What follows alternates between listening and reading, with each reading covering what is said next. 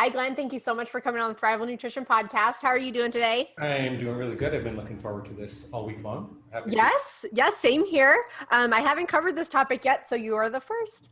Yay. Introduce yourself, who you are, and what you do.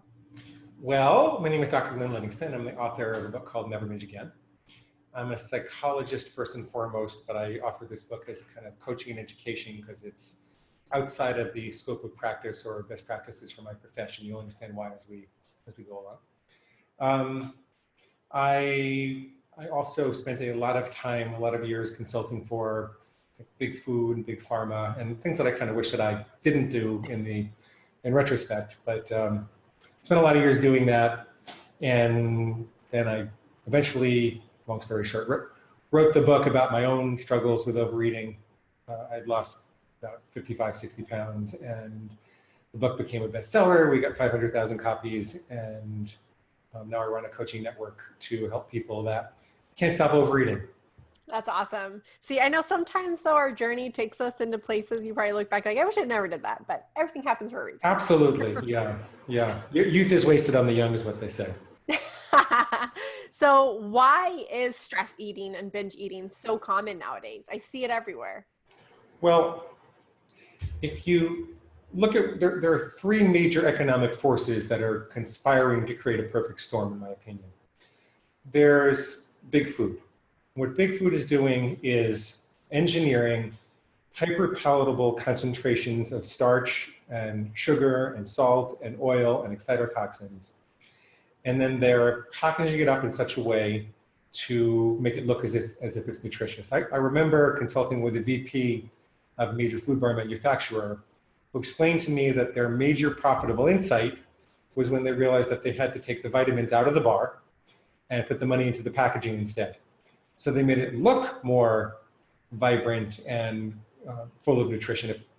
The brain is set up to recognize a variety of colors as if there's a variety of nutrients available. But in the case of big food, they're packaging it like that, but it doesn't really signal the availability of those nutrients. I'm sorry, I should have turned that off.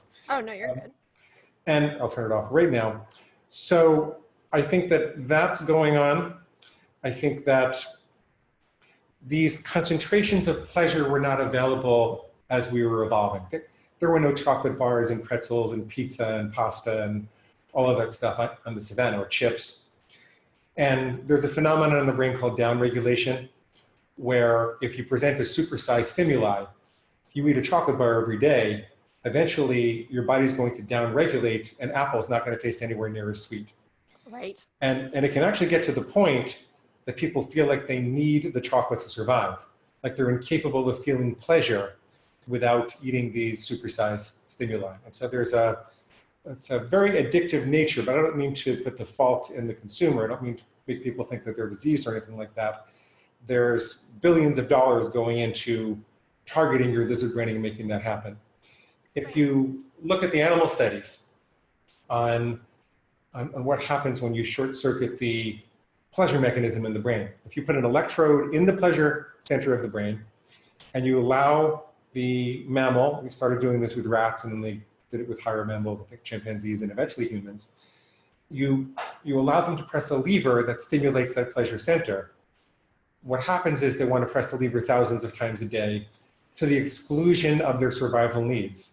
You could take a starving rat and give them that pleasure button, and they will press the button thousands of times a day and ignore their food to the point of their own death. They would do that. A nursing mother rat would ignore her nursing pups to press the lever thousands of times a day.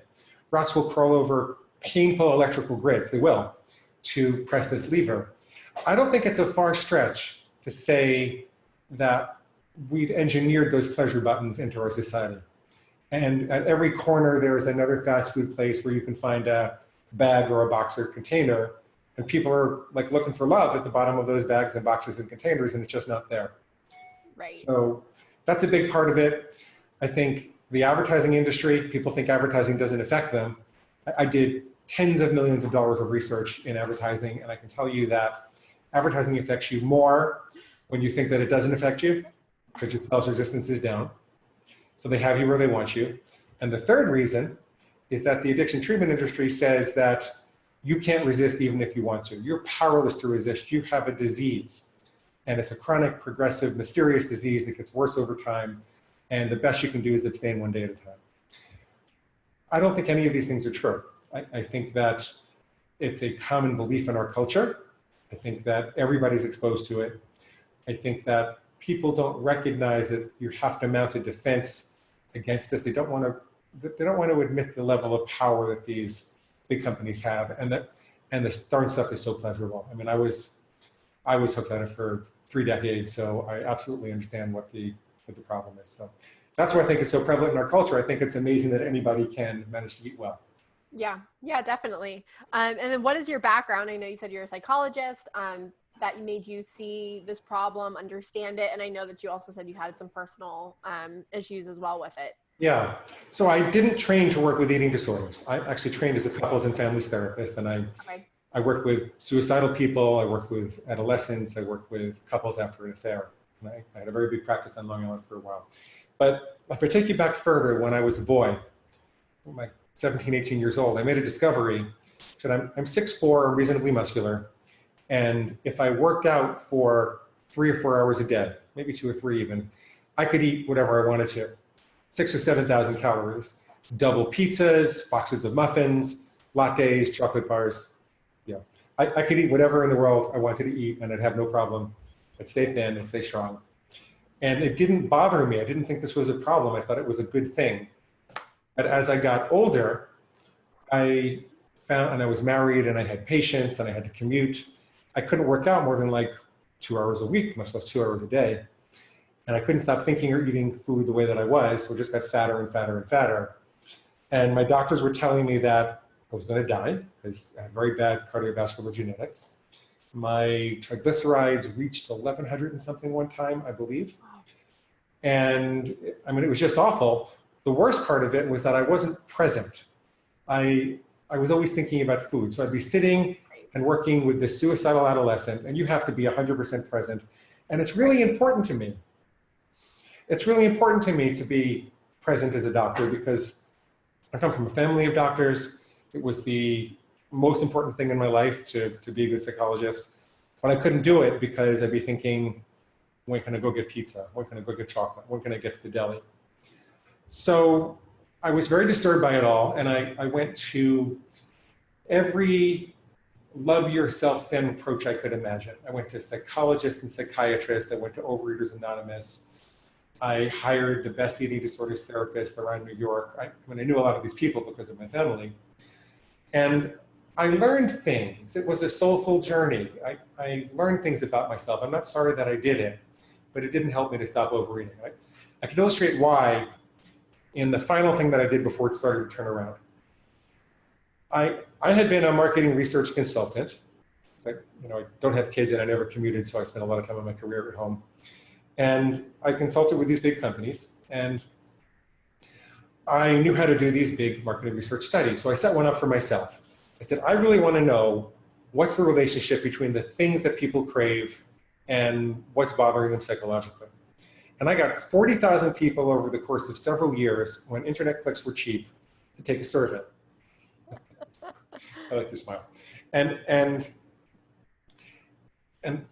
so I got the study done and I analyzed it and I found 3 really interesting things.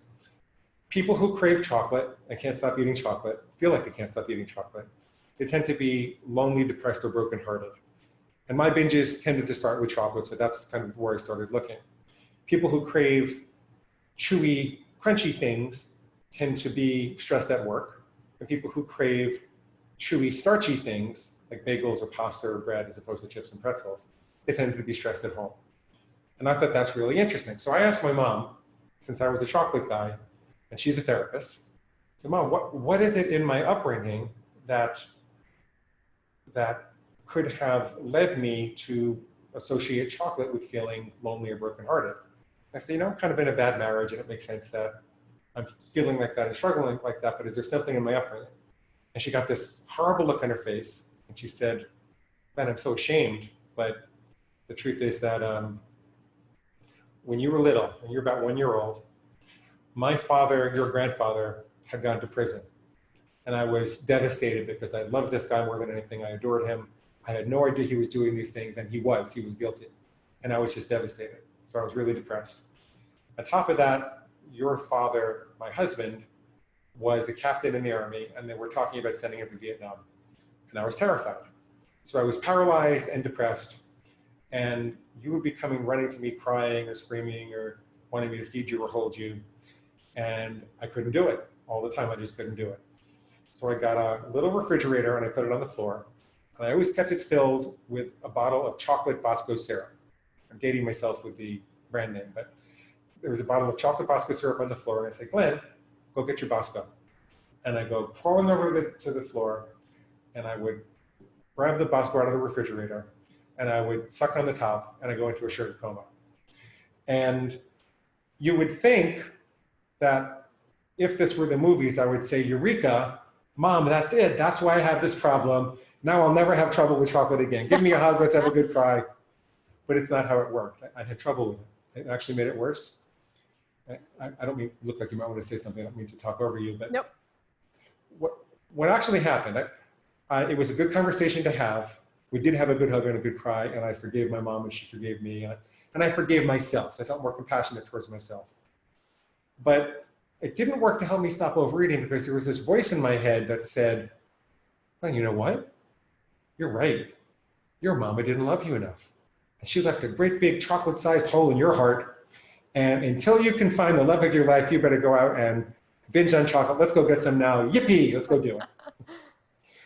What I discovered was that all that time, the whole 30 years that I was trying to fix this, I was trying to intervene by loving myself thin.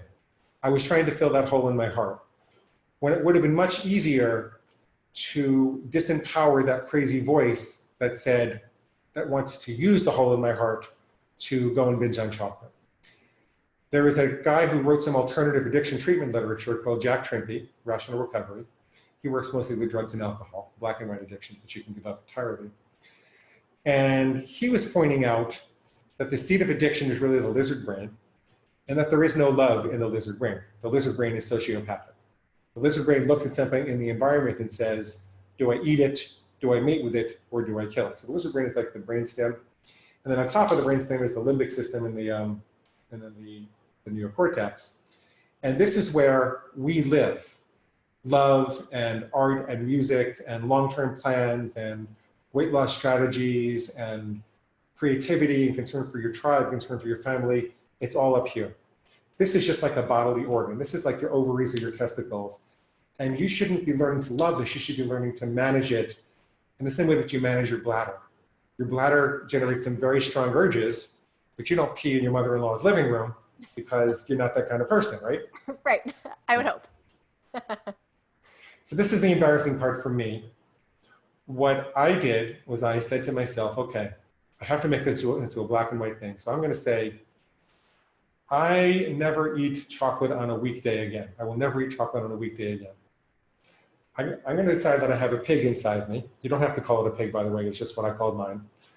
Real pigs in the real world are very sweet animals that need our help. But this was my inner pig. I decided that chocolate on a weekday was going to be pig slop.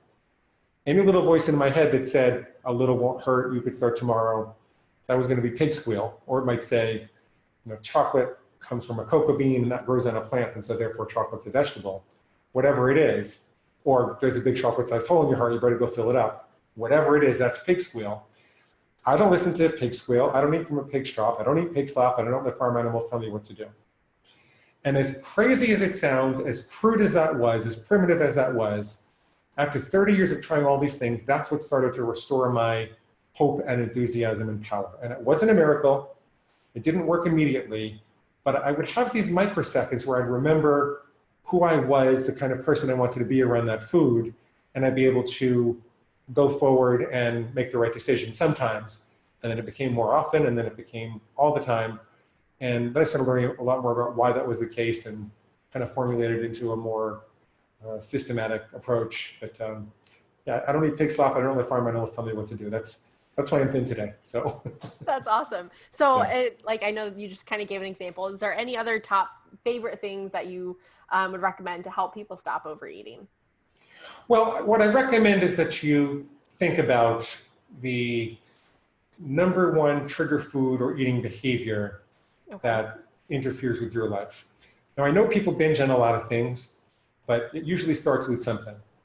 For a lot of people, it starts when they're standing up and picking at food while they're preparing it. So you might make a rule that says, I will never eat standing up again. For a lot of, and we use the word never to make a really crystal clear bullseye, but think of it almost like you would talk to a young child. If you have a 2-year-old child, you would say to that child, you can never, ever, ever cross the street without holding my hand, little Sarah. You can never, ever do that. Even though you know in a couple of years, you're going to teach her how to look both ways across the street. It's the same with your rules. You present it to your pig as if it's set in stone, because you don't want your pig to be distracted by the thoughts or the impulses of ever considering even breaking this, just like you don't want little Sarah to be distracted by the thought that maybe she wants to dart into the street. Right. Yeah. Okay. Yeah. Oh, go ahead. Yeah, so it could be something like that. It could be something that would encourage mindfulness, like I always put my fork down between bites. It could be an always rule, like I always start my day with 2 heaping glasses of spring water, or I always walk 15 minutes per calendar day unless the doctor says I'm too sick to do it, or something like that. Okay. You could use a conditional rule. So maybe you'll say, I only ever eat pretzels at a Major League Baseball park, or I only have chocolate on social occasions, or holidays, or something like that. You can decide how you want to define it. What you want to do is make it a rule that if I followed you around all day, or 10 people followed you around all day, they would all agree whether you did or you didn't do this. You don't want any ambiguity in the rule whatsoever. The reason for that is because willpower is not an on-off switch. It's a fatigable muscle. So all the research coming back says it's a fatigable muscle, and it's fatigued by decision making. There are only so many good decisions we can make over the course of the day. Right.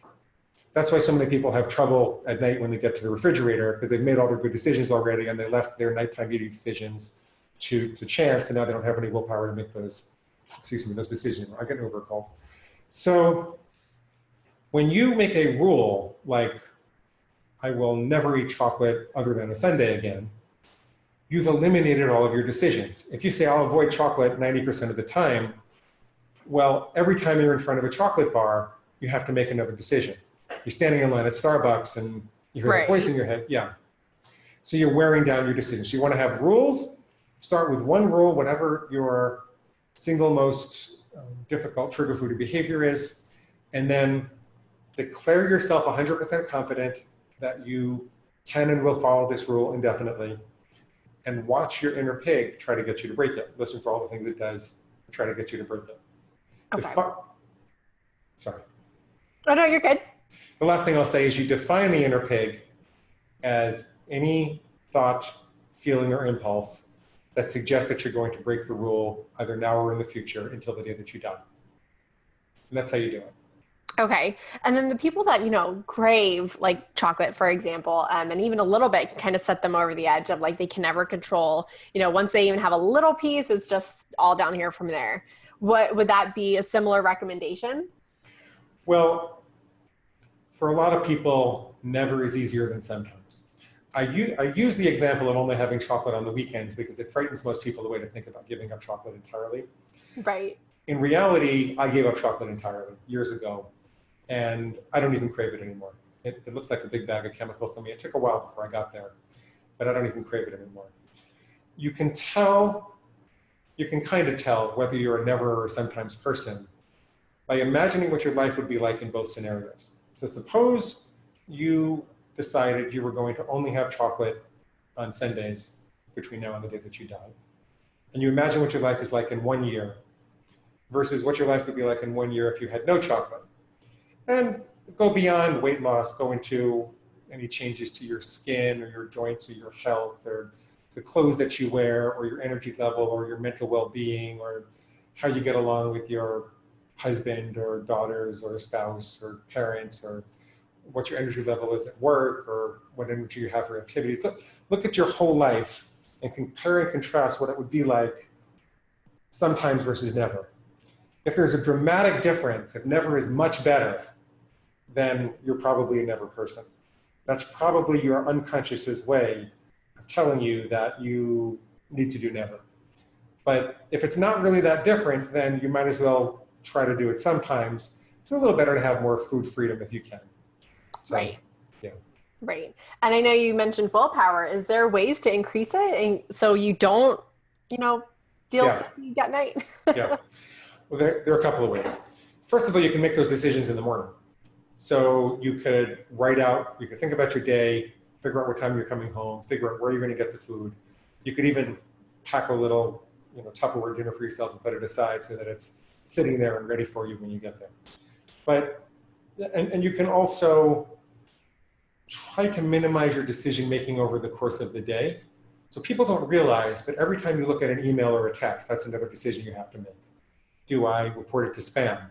Do I delete it? Do I defer it? Do I delegate it? What am I going to do with that? That's work for your brain, every single email. Do them in batches. Try not to spend too many hours doing them. Get less involved with emails than you have to. Most people don't recognize that they are extending conversations in email and inviting more requests and more decisions. And they're spending their willpower like that. It's not just food decisions that wear down our willpower. People have trouble resisting marshmallows in studies if you make them do math problems first. So try to minimize, I know it's funny, try to minimize the decision making over the course of the day. The same with decisions that your kids are going to make you make. Are they going to go to soccer or taekwondo or the movies or stay home, or what are they going to have for dinner? Try to kind of sit down in one batch and make those decisions first. And then add some additional self-care during the day. Even just 5 minutes twice a day where you take a walk outside away from everybody, or you meditate, or you get a glass of water, or whatever it is that blows off some stress for you. Take those extra 5 minutes twice a day. It makes a big difference. The last thing you can do, Hannah, is remember that character trumps willpower. Deciding the kind of person you want to be around a particular food is much more powerful than trying to white knuckle it. So I'm just not the kind of person that eats chocolate anymore. It's not part of my character. Just like if I go into a diner and the waitress says, "I'll be right back, you just have to get your menu." And there's a $20 bill on the table because she didn't see her tip. And there's no video camera, and there are no people up front. There's no window. Nobody would see if I took it.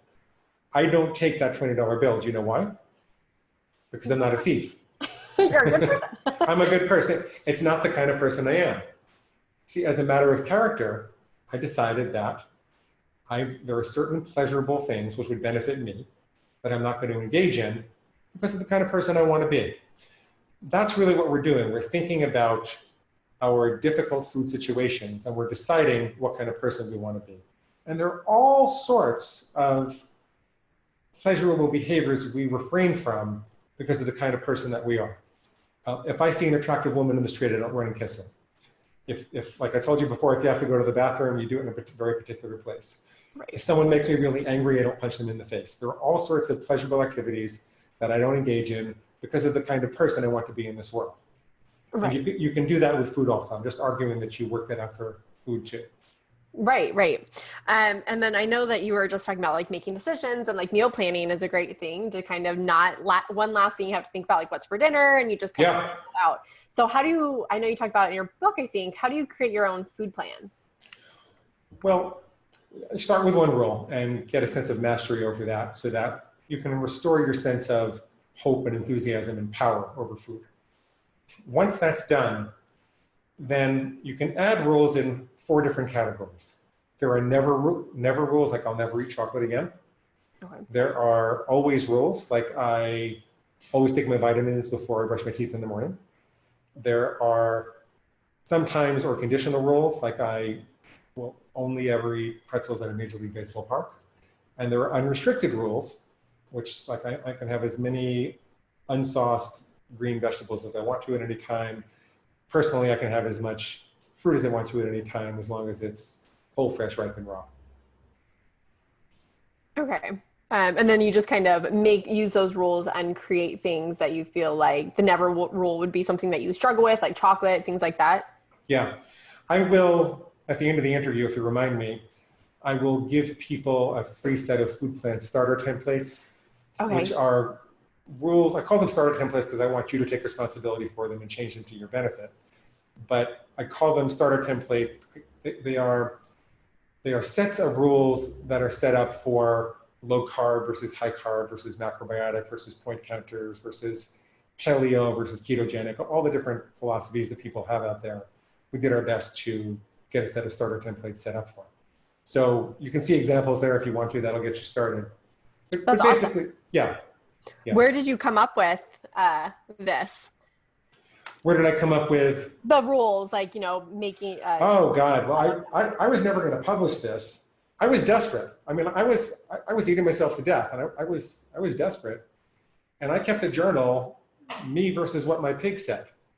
So I slowly but surely managed to dispute and beat all the crazy things that my pig told me, why I was never going to be able to do this and why I should just put it off for another day. And what happened was I was a minor part of a publishing company, and the CEO said, we need a book to prove that we know what we're doing with marketing.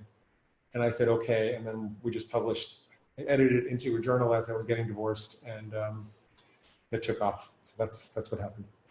That's awesome. Yeah. I just had a question pop in my head and I forgot about it. Okay. Is there anything else that maybe you haven't mentioned that would help, with positive behavior change? And this could be for not just eating, but, for anything in general. Well, you have to recognize the craving to indulge in a destructive behavior as an opportunity, because you can't extinguish the craving without having the craving. So people make the mistake of becoming frightened of their cravings and thinking that they're doing something wrong for having the craving. There's nothing wrong with you for wanting to eat 6 boxes of Pop-Tarts. It's the way that they're engineered. They are. Yeah, they are. I mean, goldfish and Doritos, you can never eat just one bag. Right. Keep crunching, we'll make more. That was the saying, right? You don't have a disease, you have a healthy appetite, which to a certain extent has been corrupted by industry. Now, you could argue that industry is providing these great alternatives and it's really fun and whatever, okay. But you shouldn't be frightened of the craving. You should welcome it and look at it as an opportunity, because we are either reinforcing our addictions or we're extinguishing them. There's no neutral. When your inner pig says, start tomorrow, it'll be the same thing, or maybe you're just going to gain a pound, it's not really true. Because if I have chocolate today, when I have the urge to have chocolate, tomorrow's urge to have chocolate is going to be stronger and harder to beat. If I don't have chocolate today, when I have the urge to have chocolate, tomorrow's urge to have chocolate is going to be weaker. So every craving is an opportunity, and just tell yourself, feelings aren't facts. It's going to feel with every bone of your body that you need that chocolate to survive, but feelings aren't facts. Tell yourself you can always use the present moment to be healthy, and that every bite counts. Every bite counts. Yeah. Definitely. If you find yourself in the middle of a binge and you feel out of control, try to jump back up to your higher brain and act like an alpha wolf who's being challenged by another wolf for leadership in the pack.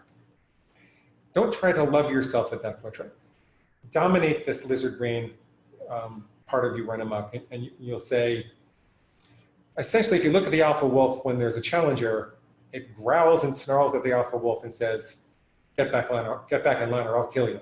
That's the attitude. It's an attitude of dominance. And inferior beings respect superior beings by, whether you want to say it's evolution or that God set it up like this. Our brains are set up so that our human identities are superior to our animal nature, and we have the ability to resist virtually any impulse. So you can assert dominance if you want to assert dominance. Say to your pig, get back in the line or I'll kill you. You can't actually kill it, but you can have the intent to kill it and it will respect that. Okay. Going back to, when you were, you asked your mom looking for that reason of maybe why you crave chocolate. Do you have to find that reason to get a craving fixed? No, not at all. Okay. So but you want to know, obviously. No, I mean, it's better. The problem with that philosophy, that you have to figure out why in order to fix it, is first of all, it can take years to figure out why.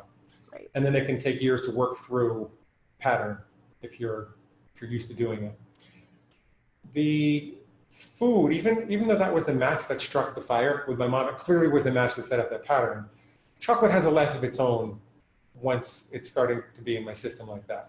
Once I go past the bliss point, then these foods are engineered to provide a level of pleasure without the necessary nutrients to give you the satisfaction. So there's no amount that's really enough. And so they have a life of their own. So it's much better to just disempower that voice that justifies it being okay. And a better way to put it is, you want to build a better fireplace as opposed to trying to put out the fire. It takes longer to put out the fire. Okay. Yeah, you don't need to be a detective and figure out, or a psychologist and figure out why the match was struck. Okay. I didn't know if that maybe changed the way you would attack the problem or, crush the cravings. It did not crush the cravings. It just helped me to forgive myself, which was a part of recovery. Because it's hard to keep binging if you forgive yourself. Right.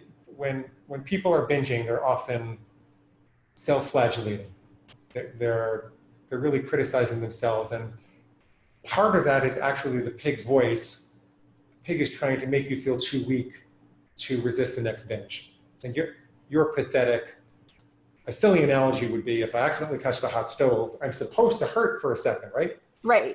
You wouldn't want to not hurt because I wouldn't know where the frickin' stove was. But what I'm not supposed to do is say, oh my God, I'm pathetic. I'm a pathetic, compulsive hot stove toucher. I might as well put my whole hand down on the stove. That's what I'm not supposed to do. Right. So you want to feel the pain for a minute. So it's okay to have a little guilt and shame. You don't have to be frightened of that. That's kind of important because there are some runaway treatment philosophies that try to obliviate any sense of guilt or shame. And I think that's a mistake. I think we need to feel that hot stove for a second. But that's all. And let it go. Don't perseverate about it and move on. Adjust your target, figure out what you did wrong, and move on. Awesome. Well, thank you so much for coming on. Where can we find you? Where can we get your book? All that good stuff. All at the same place. If you go to neverbingeagain.com, neverbingeagain.com, and you click the big red free bonus button, you sign up for reader bonuses, you'll get 3 things. You will get the food plan starter templates that we talked about before. You'll get a free copy of the book in Kindle, Nook, or PDF format. And what's the third thing you get? Oh, because this is such a weird thing in theory, and it sounds really harsh, but it's actually very compassionate in practice, I recorded a whole bunch of full-length coaching sessions. We're going to send you those for free too. So neverbingeagain.com, click the big red button, and sign up for the reader bonuses. If you need to get in contact with me personally, I do get the contact form eventually. It goes through my customer service first, but you can get in contact with me there if you need to. Are you on social media? I'm on social media also, yes. There's we have a forum, neverbingeagainforum.com. We have a podcast, Never Binge Again podcast. But you'll get to all of that if you sign up for the reader bonuses first. And we do have a Facebook page too, Facebook business page, where I will put our video podcast when it's ready. Awesome. Sounds good. Thank you for coming on today. Well, it was delightful. Did I overtalk you? Did you want to say more? No, you're the one. You're the star of the show today. Okay. Da, da, da, da, da, da, da. Okay, well, thank you, dear.